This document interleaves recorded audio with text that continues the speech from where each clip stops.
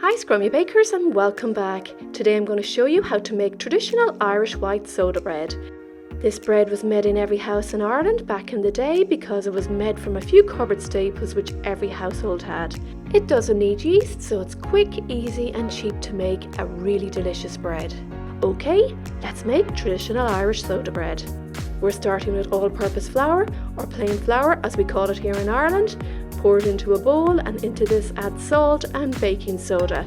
Give everything a good mix so that the baking soda and salt is well combined. Now we're going to add a little butter.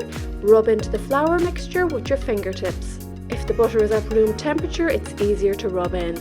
In a separate jug, mix the buttermilk and egg together. Some soda bread recipes don't have egg in it, but I like to include an egg because it gives it a nice colour and a rich flavour. Use a spoon or your hand to combine all the ingredients.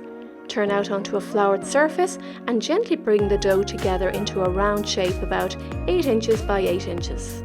Can you believe it? That's how simple this soda bread is to make. A few basic ingredients to make this beauty.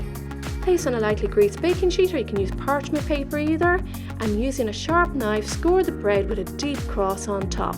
Poke holes into the 4 corners. My granny always said this was to let the fairies out so your bread isn't ruined.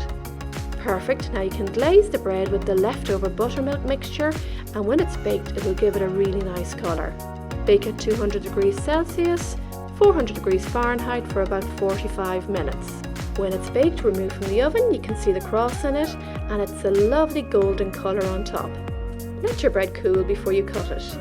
Just look at that, it's lovely and soft, it's got a nice yellow colour to it from the egg and it's risen beautifully. I love Irish soda bread with Irish butter and jam. There's nothing like it, fresh bread and butter and jam. If you'd like to try making your own butter, why not check out my video tutorial? It's easy to make and really lush.